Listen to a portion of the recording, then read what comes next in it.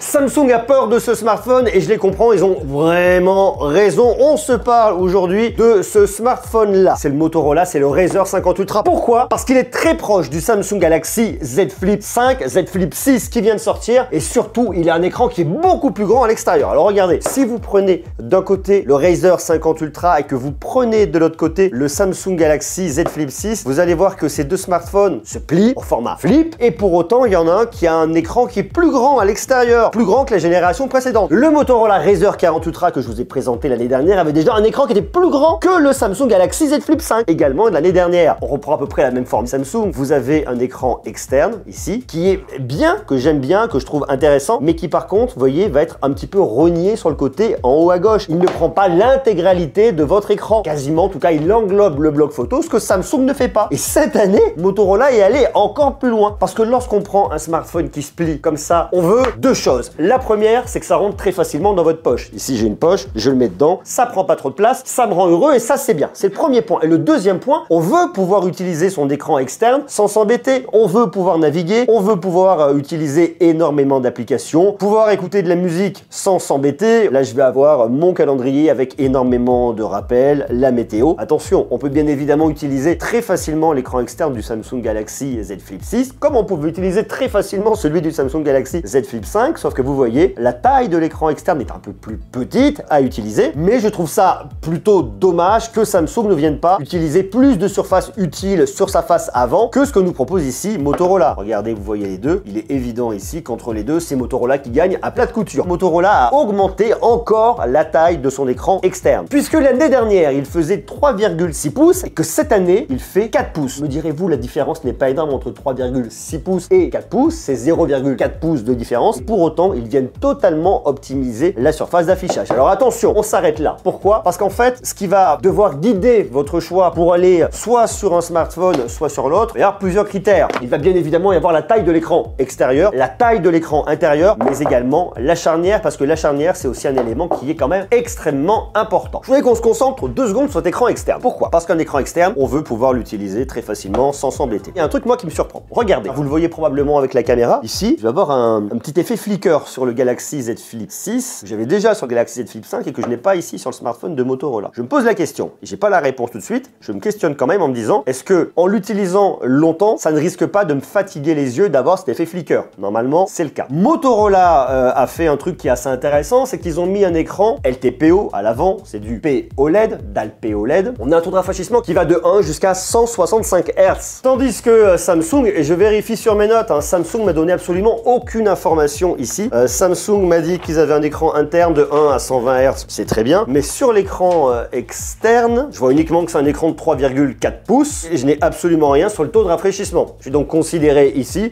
que j'ai un écran externe de 60 Hz et non de 120 Hz, ce qui peut induire potentiellement cet effet flicker là. En tout cas, ce qu'on constate, c'est que si on regarde comme ça à l'œil nu, je vois rien, à travers la caméra, je vois un effet flicker. Ça me dérange un petit peu. Après, de vous à moi, vous n'allez pas passer des heures sur votre écran externe, puisque j'ai utilisé pendant très longtemps le Galaxy Z Flip 5 et j'utilise davantage l'écran interne que l'écran externe. Tout en sachant que ici, vous avez un écran de 4 pouces, mais là, vous avez un écran de 3,4 pouces, qui est donc plus petit que l'écran externe qu'on retrouvait l'année dernière déjà chez Motorola avec le Razr 40 Ultra. Personnellement, au niveau de l'écran externe, je suis vraiment team Motorola. Je le trouve beaucoup plus joli. Effectivement, on va se dire, ici, j'ai toute une partie, vous voyez, où mon contenu disparaît, mais vous pouvez ici naviguer très facilement. Donc bon, ça ne me pose absolument aucun problème. Après cet écran externe, on peut l'utiliser de différentes manières, et c'est là où Motorola est assez malin. Bien évidemment, chez Samsung, on peut également faire beaucoup de choses, et là, on va se concentrer sur ce smartphone-là. On peut l'utiliser en mode temps, comme ça, vous voyez, très facilement. Vous voyez, si je le mets comme ça va être intéressant si par exemple je mets de la musique, si je mets une présentation. Je peux également l'utiliser, hop, comme ça, vous voyez, je le retourne de l'autre côté. Une fois de plus, si je mets de la musique, ça marche bien. Je vous fais la démo, on va sur Spotify. On va écouter Daft Punk, et regardez, hop, lorsque je me mets comme ça en mode tente, eh bien, je garde ma musique ici. Donc, il y a un côté qui est quand même très joli et très esthétique quand vous le mettez dans ce sens-là, mais également lorsque vous le mettez dans l'autre sens. Donc ça, c'est quand même un des gros points forts qu'on va retrouver ici sur ce Motorola Razr 50 Ultra, que vous soyez en mode tente ou en mode chevalet. En plus de ça, et je vous le montre, vous pouvez venir personnaliser ces écrans. Vous allez dans les paramètres de votre système. Alors ça, c'est un truc que je regrette un petit peu chez Motorola, c'est qu'on peut venir personnaliser énormément de choses, mais le menu ici est monochrome. Ce n'est que du noir et blanc, et je trouve ça sincèrement triste. Ça, c'est un truc que je trouve vraiment dommage qu'on n'a pas chez Samsung, qui est beaucoup plus coloré. Vous avez néanmoins un menu écran externe, où vous allez avoir des informations, bien évidemment, écran de verrouillage, écran d'accueil et compagnie. Et on va avoir l'affichage bureau avec deux modes, le mode tente et le mode chevalet. Le mode tente par exemple, où je peux venir afficher les informations en mode tente, je peux mettre une horloge, mettre un carrousel et je peux avoir différentes options. J'ai ça sur le mode tente, j'ai ça également sur le mode chevalet. Comme ça, on peut venir vraiment personnaliser l'expérience sur l'écran externe de son smartphone. C'est cool. Et on peut aller effectivement beaucoup plus loin. On peut choisir pas mal de choses aussi au niveau de l'écran de verrouillage, au niveau de la police, au niveau du fond, sur également l'écran d'accueil. Mais ça ne s'arrête pas là puisque vous avez également les panneaux qu'on va appeler widgets chez Samsung, avec différents panneaux qu'on peut venir activer très facilement. Et vous pouvez ensuite les déplacer ici, vous voyez, pour les réorganiser comme vous le souhaitez. C'est extrêmement intuitif. Et lorsque vous êtes ici, vous voyez, vous pouvez par exemple venir pincer comme ça, vous dézoomer. Vous avez accès à tous vos widgets, toutes vos fenêtres pour venir naviguer et aller vers celle que vous voulez comme vous le souhaitez. Voilà. C'est vraiment une fois de plus extrêmement intuitif. Donc ça, c'est le premier point. Maintenant, le deuxième point qui est extrêmement important sur un smartphone qui se plie comme celui-là, eh bien, ça va être la charnière. Et ça aussi, c'est un sujet qui est intéressant. Pourquoi? Parce que Motorola est venu retravailler sa charnière pour plusieurs raisons. Le premier avantage d'une charnière, c'est effectivement que votre smartphone se tienne bien. Lorsque vous êtes comme ça, vous voyez, ça tient, ça clappe pas, ça maintient. Là, vous voyez, hop, là, il tient pas trop sur cette partie-là. Il faut que je vienne l'ouvrir davantage. Alors, me direz-vous quel est l'intérêt? Il n'y en a pas énormément, mais ça permet de voir en tout cas la résistance et la solidité de la charnière. Donc ça, c'est effectivement une charnière qui a été retravaillée. C'est une charnière en goutte d'eau, une charnière qui est plus grande et qui surtout évite de trop sentir, vous voyez, la pliure ici, parce qu'on a forcément une pliure au niveau de son smartphone. Et là, sur le Motorola Razr 50 Ultra, on la sent quasiment pas. Un tout petit peu, on la devine, mais quasiment pas. C'est aussi une grosse différence qu'on retrouve avec le Samsung Galaxy Z Flip 6. Je vous le dis, sur le Galaxy Z Flip 6, j'ai plus de résistance au niveau de ma charnière. Vous voyez, je peux aller plus bas et là, ça ne tombe pas, ça ne bouge pas. Alors, il n'y a aucun intérêt de venir mettre sa charnière dans cette position et s'assurer qu'elle ne bouge pas, mais en tout cas, on a l'impression qu'il y a une fabrication plus solide et plus sérieuse chez Samsung sur le Galaxy Z Flip 6. Et d'ailleurs, il y a une différence par rapport au Galaxy Z Flip 5. On sent qu'elles sont venues réellement retravailler leur charnière. Lorsque je veux l'ouvrir, je sens un peu plus de résistance et ça, pour moi, c'est plutôt gage de qualité. Ça me rassure. L'inconvénient maintenant que je vais retrouver ici par rapport au Motorola Razr 50 Ultra, c'est que sur le Galaxy Z Flip 6, je sens davantage sous le doigt la pliure que je ne la sens de l'autre côté chez Motorola. Vous voyez, il y a vraiment une différence là-dessus. Alors, soyez rassurés, c'est pas non plus énorme, mais malgré tout, la différence est là. Maintenant, il y a aussi un autre truc qui est intéressant, c'est que vous savez, les marques elles sont souvent en train de parler de spécifications techniques, de certifications, de tests, notamment lorsqu'on vient parler ici de charnière pour rassurer, et c'est normal. Eh bien, sachez que Samsung a fait certifier par Veritas à 200 000 ouvertures et fermetures son Galaxy Z Flip 6, tandis que Motorola nous annonce, on a probablement fait des tests, mais il nous annonce 600 000 ouvertures et fermetures avec le Razr 50 Ultra, tandis que l'année dernière, c'était 400 000 ouvertures et fermetures. Je ne suis pas, moi, en capacité de vous dire si on peut l'ouvrir 400 000 fois, 500 000 fois, 600 000 fois, et si vous pouvez le faire 500 000 fois, 600 000 fois sur votre Galaxy Z Flip 6. Néanmoins, connaissant le sérieux, les tests faits Samsung lorsqu'ils conçoivent et fabriquent des smartphones, je suis convaincu qu'il y a à minima une équivalence entre ces deux produits,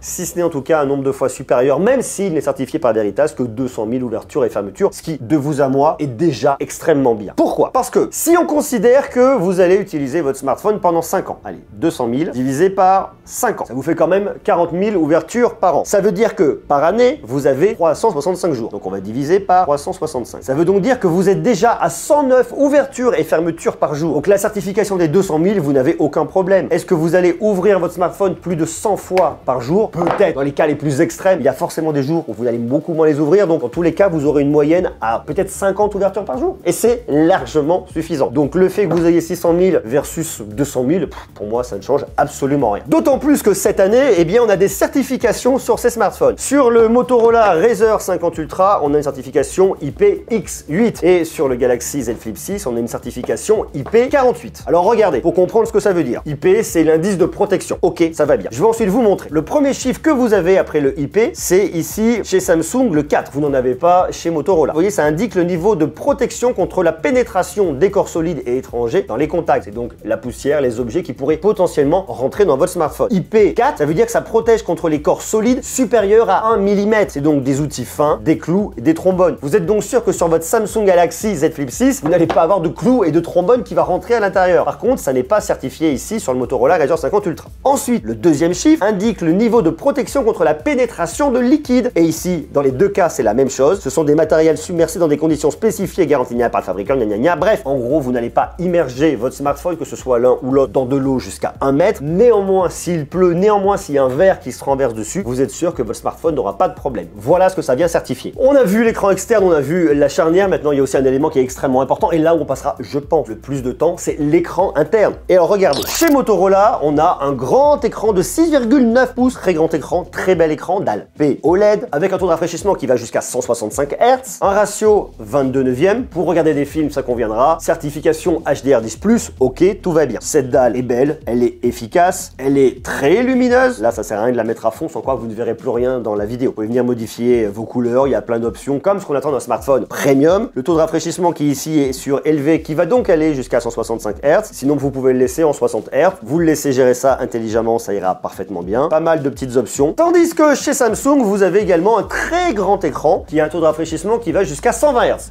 De vous à moi, il n'y aura pas de différence réelle entre le fait que vous ayez jusqu'à 120 Hz chez Samsung et jusqu'à 165 Hz chez Motorola. Une marque comme Motorola aujourd'hui, c'est l'outsider. Le leader reste Samsung, incontesté là-dessus. Donc Motorola a besoin de montrer les muscles et d'en faire toujours plus. C'est la raison pour laquelle ils vous mettent un écran externe avec un taux de rafraîchissement qui va jusqu'à 165 Hz et un écran interne avec un taux de rafraîchissement qui va jusqu'à 165 Hz. Et si vous aviez eu un taux de rafraîchissement qui allait jusqu'à 120 Hz, ça aurait été quasiment la même chose. La seule grosse différence que vous allez avoir, c'est que vous avez un pic de luminosité sur le Galaxy Z Flip 6 qui va jusqu'à 2600 nits. Donc un smartphone qui sera extrêmement lumineux en plein soleil. Je vous parle de pic de luminosité. Si vous le mettez à fond, vous l'aurez pas en permanence, sans quoi la batterie baisserait drastiquement. Donc pour moi, que vous ayez le Galaxy Z Flip 6 ou de l'autre côté le Motorola Razr 50 Ultra, vous avez dans les deux cas de très beaux smartphones. Et alors regardez, je sais pas si vous vous en rendez compte, en réalité en termes de format, le smartphone de Motorola est un peu plus grand que le smartphone de Samsung. Il va légèrement dépasser ici. C'est pas énorme, mais il est quand même un peu plus grand et un tout petit peu plus large. Autre différence et non des moindres, ça va être la partie photo. Vous le voyez, vous avez deux blocs photo externes, que ce soit chez Motorola ou que ce soit chez Samsung avec bien évidemment une caméra de selfie à l'intérieur. Mais là où Motorola est aussi extrêmement malin et très intelligent, c'est que vous n'avez pas exactement la même configuration entre les deux smartphones. Sur les deux smartphones, vous avez un capteur grand angle, capteur principal de 50 mégapixels. Ça ne veut pas dire que c'est le même capteur, mais dans les deux cas, vous avez quand même 50 mégapixels. Et là où Motorola fait un choix différent, c'est que au lieu de mettre un ultra grand angle comme Samsung ici, ils ont mis un téléobjectif. Téléobjectif de 50 mégapixels également, avec un zoom optique x2. Ça veut donc dire que sur le smartphone de Motorola, vous allez avancer dans l'image optiquement, tandis que sur le smartphone de Samsung, vous allez reculer sur un ultra grand angle. Mais là où Motorola est malin également, c'est que cette année, ils sont sortis un autre smartphone qui se plie. L'année dernière, il y avait le Razr 40 et le Razr 40 Ultra. Le Razr 40 avait un petit écran de notification externe, c'était pas terrible. Là, sur le Razr 50, vous avez toujours ce grand écran externe. Et ça, c'est cool. Sauf qu'au niveau de la photo, vous avez un ultra grand angle. Donc chez Motorola, vous aurez la configuration de votre choix. Ce sera pas exactement la même chose, hein, bien évidemment, au niveau du processeur. Mais si vous souhaitez avoir un ultra grand angle au lieu d'avoir un téléobjectif et un très grand écran externe, c'est possible. J'ai pris des photos avec d'un côté le Samsung Galaxy Z Flip 6 et de l'autre côté le Motorola Razr 50 Ultra dans les mêmes conditions. J'ai mis la main devant et ils se sont lancés directement comme vous pouvez le voir à l'écran. Ça s'est fait très rapidement, très simplement. Et on regarde les résultats. On a à gauche le Samsung Galaxy Z Flip 6, on a à droite le Motorola, c'est le Razr 50 Ultra. Dans les deux cas, les photos sont bonnes, le piqué est bon, il y a du détail, la gestion des couleurs est bonne, la gestion des hautes lumières est bien maîtrisée. On a un feu d'arrière-plan qui est un peu plus soutenu chez Samsung qu'on ne l'a pas chez Motorola, ça va être la différence principale. La gestion de haute lumière qui sera un peu mieux maîtrisée chez Samsung ici que chez Motorola, mais ça se joue réellement à pas grand chose. C'est quasiment identique et dans les deux cas, le résultat est vraiment très très bon. Forcément, ce ne sont pas les mêmes ingénieurs derrière, donc les smartphones n'auront pas les mêmes résultats. Néanmoins, les deux photos sont correctes. Et là où Samsung vous promet de reculer grâce à l'ultra grand angle, Motorola vous permet d'avancer davantage. Après, à noter qu'il y a quand même une petite différence de colorimétrie. On voit qu'on a plus de vert chez Motorola, qu'on a un peu plus de violine. La photo me paraît mieux gérée au niveau de cette balance chez Samsung que chez Motorola. Mais une fois de plus, ça se joue à pas grand chose. Et comme je vous le disais, l'expérience logicielle aussi a toute son importance, puisque